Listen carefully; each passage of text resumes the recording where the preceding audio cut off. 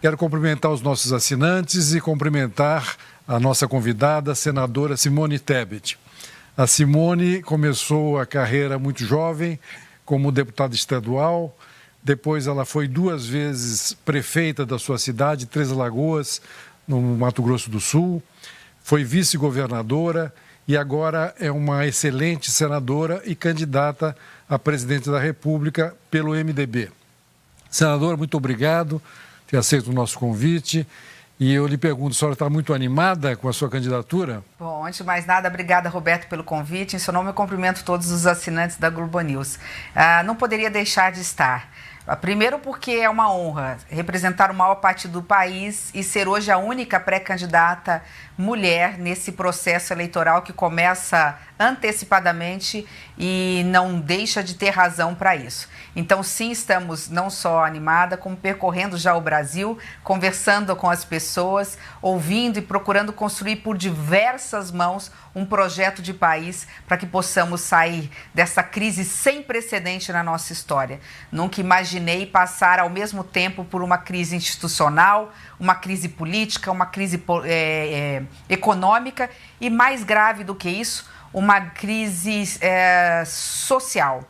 Nunca imaginei tantos retrocessos. Eu que faço política há algum tempo, ver o retrocesso não só econômico, não só a fome batendo de novo na porta das pessoas, o desemprego, a miséria, o aumento da desigualdade social, como retrocesso em processo civilizatório. E é isso que, como mulher, mais me incomoda nesse momento. Bom, nós vamos conversar sobre todos esses assuntos, mas provavelmente o seu partido vai se coligar com outros 2 partidos, o PSDB, que o Dória é candidato, e União Brasil com Luciano Bivar, né? Eu acho que eu encontrei a fórmula para a senhora ser a candidata. A senhora tem que chegar para os 2 que são educados e dizer para eles, ladies first. Ótimo.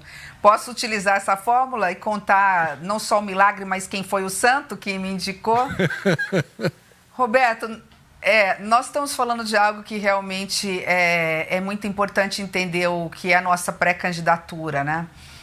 Nós saímos, eu particularmente, a bancada feminina no Senado, saímos muito abalados. Nós entramos comovidas no processo da CPI da pandemia e saímos muito indignadas com tudo que estamos presenciando. Um governo que não conhece as mazelas e os problemas do Brasil, muito menos a nossa riqueza, a nossa potencialidade. Mas mais do que isso, no momento em que o Brasil mais precisou de um governante, de um gestor, de alguém com comando, pulso, mas também com sentimento de amor ao povo brasileiro, nós tivemos um governo omisso, com uma omissão dolosa que levou aí, infelizmente, a sermos o Brasil que menos soube cuidar desse problema da pandemia.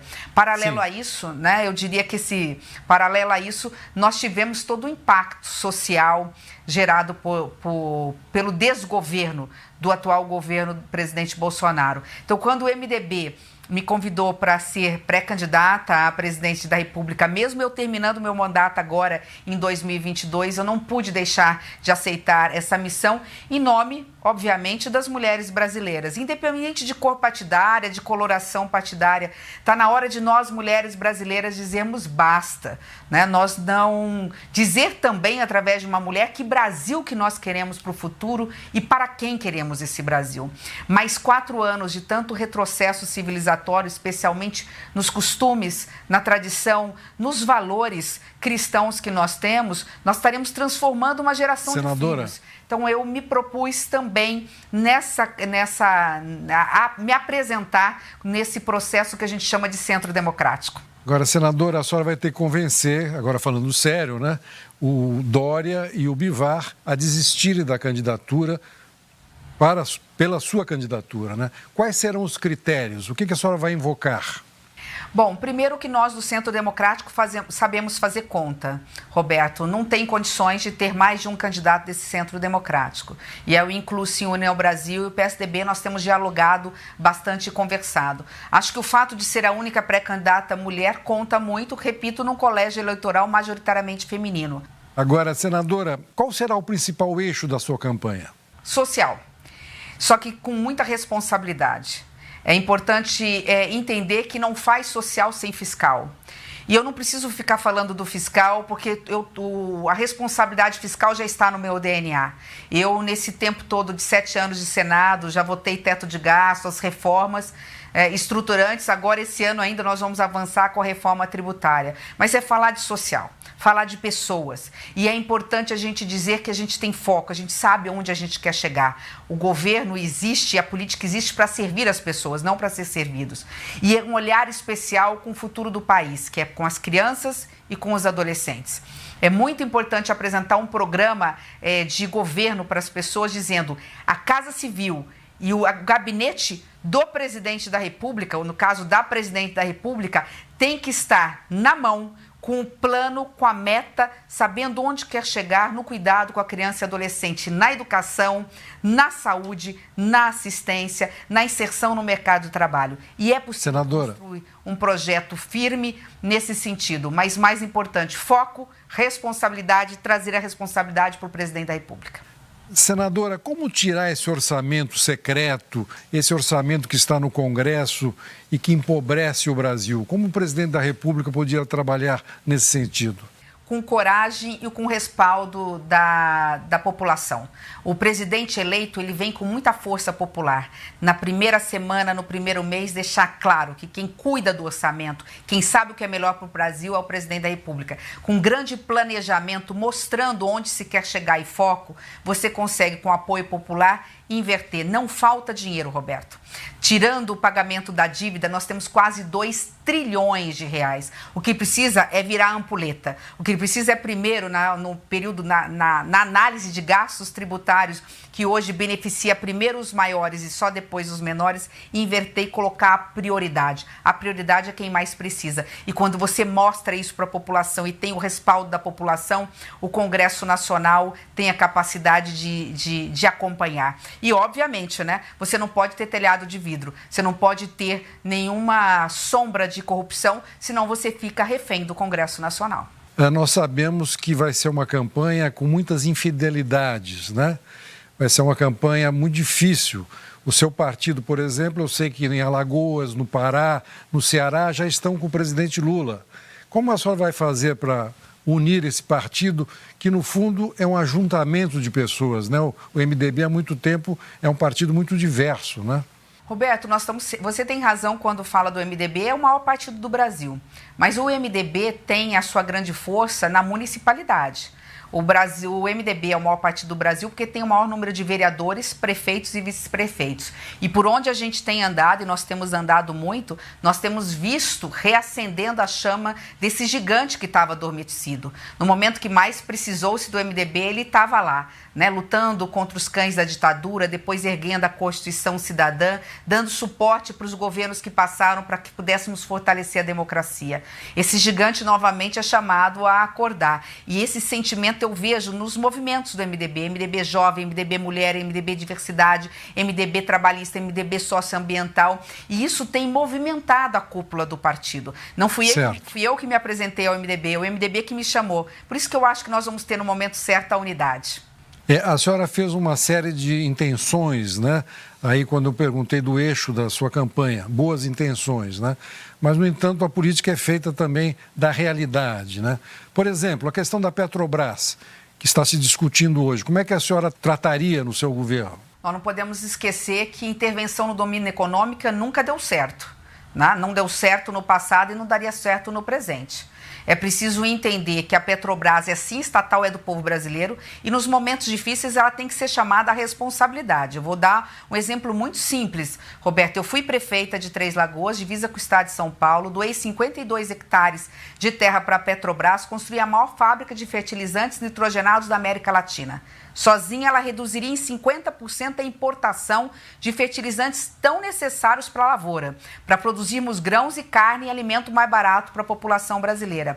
Essa fábrica, no momento do petrolão, ela foi interrompida, quase 90% pronta, e agora a Petrobras, no momento em que o Brasil mais precisa, quer vender essa fábrica para uma empresa russa, não para fazer fertilizantes no Brasil, para continuarmos dependendo do fertilizantes da Rússia e fazer mero meros misturadores. Aí não é possível. Nós não estamos falando de intervenção, mas de cumprimento da lei. No caso dos combustíveis, é óbvio que nós estamos num momento de guerra, o barril passando de $100, é preciso que o próprio governo possa, de alguma forma, conseguir fazer com que esse combustível fique num preço razoável para que, de novo, não encareça o preço dos alimentos. Eu sou contra a intervenção, mas é possível, como nós aprovamos no Senado, temporariamente, pelo menos até o final do ano, as coisas se normalizar, você zerar PIS/COFINS. Você pedir para que os estados unifiquem a alíquota e numa base de cálculo mais compatível com o momento em que nós estamos vivendo. Dou um único dado. Você zerando o PIS/COFINS até o final do ano, você tem condições de diminuir em 10 a 11%, 60 centavos no litro do diesel. Não é pouca coisa. Então, é possível você ajudar a economia nos momentos difíceis, nós temos instrumentos para isso, sem falar em intervenção no domínio econômico, porque a Constituição não permite isso. Agora, no Senado, foi proibido baixar tributos do diesel, né? Quer dizer, não passou no Senado, né? Não, nós aprovamos 2 projetos. Num dele permite sim, permite zerar. Nós aprovamos todas as ferramentas necessárias para o governo federal agir. O governo federal só não age e só não controla da forma legal o preço desses combustíveis, colocando recurso, injetando recurso na Petrobras para nivelar para baixo o preço do diesel e do gás de cozinha, se não quiser. Os instrumentos já passaram no Senado e agora estão na Câmara para ser aprovado. Agora, pelo seu discurso, eu já vi que a senhora no Bolsonaro não votará de jeito nenhum, não é? O meu voto Bolsonaro jamais terá. Então, se houver um segundo turno com o Lula, provavelmente, se a senhora não estiver no segundo turno, a senhora votaria no presidente Lula? Temos 3 alternativas. Quando não se vota num candidato, você tem 3 alternativas. Mas eu tenho convicção de que o segundo turno entre Bolsonaro e Lula, nós vamos levar o segundo turno para 31 de dezembro de 2026. O Brasil não terá paz. Por isso que eu faço parte do Centro Democrático, que tem condições de tirar o presidente da República do segundo turno. E quem quer que vá com o ex-presidente Lula, não tenho dúvida que ganha a eleição. Eu sou extremamente otimista para entender, inclusive, que o Brasil precisa de paz. Essa polarização odiosa, ideológica, que leva o Brasil ora para a direita, ora para a esquerda, e que não garante um porto seguro, é o que está atrasando o desenvolvimento do Brasil. Tem trilhões de dólares no mercado estrangeiro aguardando os ânimos do Brasil serenarem. Tem investimento privado no Brasil, né, de grandes investidores que estão aguardando o quadro eleitoral. O Brasil precisa de pelo menos 2 coisas antes de falar de política e de gestão. Precisa de acabar com a polarização e garantir segurança jurídica para que os investidores possam alavancar a economia, gerar emprego e renda para a população. Senadora, uma questão assim etérea, que é a sorte, né? O presidente também tem que ter sorte, né? O Bolsonaro está mostrando que não tem, né? Ele pegou aquela crise terrível em Minas Gerais, Brumadinho, depois da pandemia, agora a guerra na Ucrânia, né? Já o Lula teve muita sorte, pegou as commodities muito bem, principalmente no primeiro mandato, né? A senhora é uma mulher de sorte? Bom, eu fui primeira em muitas vezes na minha vida, Roberto. Não sei se eu chamo isso de sorte, porque também é lamentável em pleno século XXI. Eu fui a primeira mulher prefeita, reeleita prefeita da minha cidade, a primeira mulher vice-governadora. Cheguei no Senado, tive que, obviamente, enfrentar uma série de diversidades. E eu enfrentei e fui eleita pelo colégio a primeira presidente da comissão mais difícil e mais importante do Congresso Nacional, que é a CCJ. Em 198 anos de história do Senado, tive a coragem de ser a primeira mulher candidata à presidência do Senado, ainda que tivesse perdido, mas perdi com honra, sem orçamento secreto na minha campanha. Eu acredito que sim. Cheguei tão longe em tão pouco tempo no Senado e mesmo na vida pública, só tenho que agradecer a Deus, mas ainda há muito que fazer, muito que contribuir. Também virei a primeira líder da Câmara, da bancada feminina. Nós tivemos que, com coragem, né, não só bater na porta, mas empurrar a porta e se fazer presente na CPI, porque não queriam dar espaços, e caiu no meu colo. Vamos lembrar que no projeto da Covaxin nós tivemos ali alguns momentos importantes que mostraram para o Brasil que no momento em que o Brasil mais precisava do governo, não só ele não colocava vacina no braço do povo brasileiro, como também havia uma suspeita gravíssima de corrupção dentro do Ministério da Saúde. Eu acredito que mais do que sorte, né? Eu sou uma pessoa de fé, extremamente otimista com o futuro do Brasil. A senhora vem de uma região, ainda falando do governo Bolsonaro, uma região de muitas fazendas do interior, né? Como é que a senhora vê a questão das armas? Bom, essa questão eu posso falar assim de cátedra porque nós da bancada feminina e alguns senadores conseguimos segurar essa questão. Veja, nós temos o Estatuto do Desarmamento muito claro. Você pode comercializar armas no limite estabelecido pela lei. Você querer autorizar porte e posse de armas para quem ainda não tem, exige muita audiência pública e muito debate. Eu, particularmente, sou contra. Acho que posse e porte de armas apenas para aquelas categorias que realmente precisam para se proteger ou proteger a sociedade. Nós, num momento polarizado de tanto ódio, especialmente num período eleitoral como esse, fazer o que o governo federal agora quer, passar a boiada num projeto que quer garantir segurança jurídica aos CACs, aproveitar essa segurança jurídica aos CACs, que é saudável e necessária para passar a boiada e garantir porte, não só posse, para uma série de categorias. Eu já vi esse filme, eu já sei onde se quer chegar. A fala do filho do presidente da República na CCJ explicou exatamente onde eles querem chegar com isso. Se lá, fala dele, se lá na Ucrânia o presidente está mandando civis, né, a população pegar em fuzis, por que nós não podemos discutir isso aqui? Nós não podemos discutir isso aqui porque nós não estamos em guerra. Nós não podemos discutir isso aqui porque nós temos um estatuto que proíbe e a população brasileira majoritariamente é contra o porte de armas. Nós não podemos discutir isso aqui porque a grande vítima da violência com a arma é a criança negra favelada, é a mulher dentro de casa com a violência doméstica. Então, não, eu sou radicalmente contra o porte de armas no Brasil. A sua região também é uma região do agronegócio, né? E hoje se discute muito a questão ambiental vis-à-vis ao agronegócio. Qual é a sua visão sobre isso? Bom, o problema do Brasil não é que ele não tenha legislações avançadas na questão ambiental, ele tem muitas. Nós precisamos primeiro regulamentá-las e fazer, obviamente, que todos obedeçam e cumpram a lei.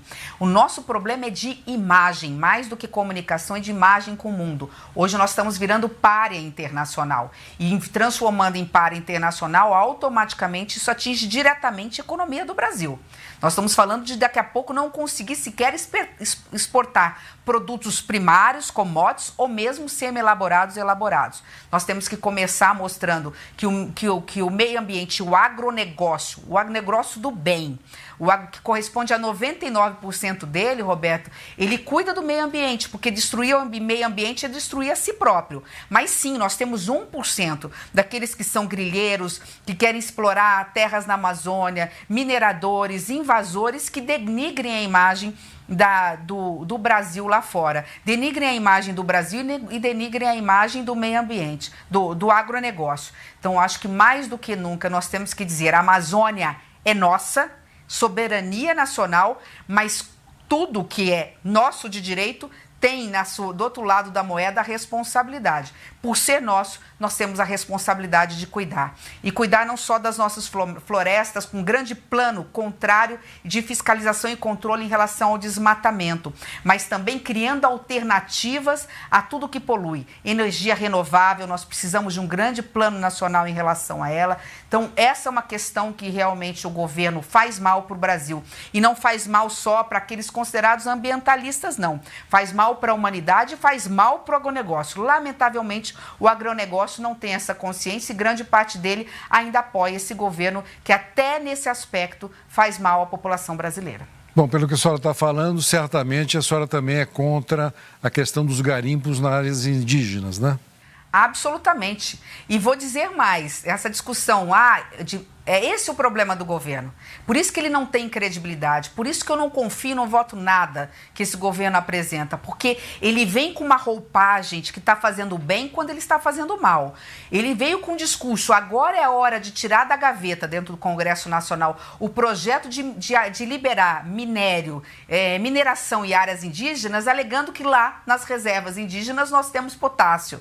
Está comprovado por satélite, foi matéria dos grandes veículos de jornais. Mais de 80% do potássio da Amazônia não está nas aldeias indígenas, está fora dela. Então ele usa argumentos factoides, narrativas equivocadas e mentirosas para tentar vender o peixe dele. É um absurdo. É um governo que mente descaradamente, que transforma e que procura transformar a mentira em verdade. E nós, obviamente, que estamos no Congresso Nacional para ser essa grande barreira a favor da democracia, da segurança jurídica, da verdade dos fatos, da proteção do desenvolvimento autossustentável. Senadora, vamos para o nosso intervalo e já voltamos.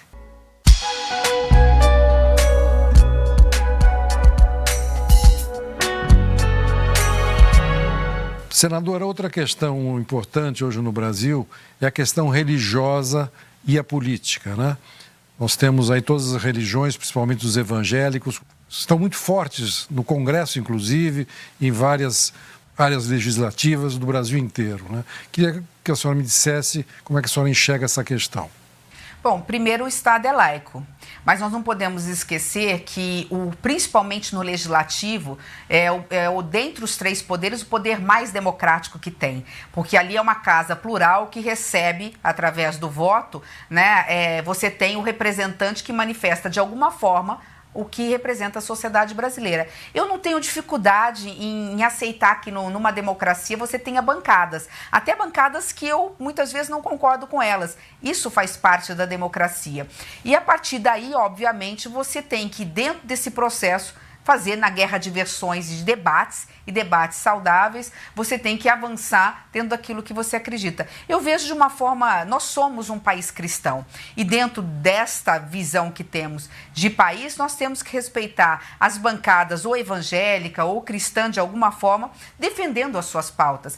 E esta é uma questão que de alguma forma me fascina, porque veja, a gente tende a criticar bancadas, mas eu tenho pautas que de alguma forma convergem com a bancada, por exemplo, evangélica. Eu sou contra a legalização de armas no Brasil. E quem segura essa pauta, muitas vezes, é a bancada evangélica, a bancada religiosa. Quando eu digo evangélica, eu digo católica também, porque eu sou católica. Eu sou contra, nesse momento, falarmos com um problema tão grave do Brasil passando fome, com tantas mazelas, você falar em legalizar jogo do azar para poder arrecadar minimamente algo que depois, arrecadado, vai lá para o Centrão utilizar para fazer orçamento secreto para ganhar a eleição nos seus currais eleitorais, que é uma pauta também religiosa, né? Então, eu não vejo esse como um grande problema do Brasil, de forma alguma. Senadora, a senhora certamente cada vez mais está se preparando para assumir essa responsabilidade, né? Caso a senhora chegue até o final da sua campanha e se eleja presidente, o que a senhora faria como primeiro projeto no Brasil? Primeiro dia, no discurso, entregar a reforma tributária, que é a mãe de todas as reformas.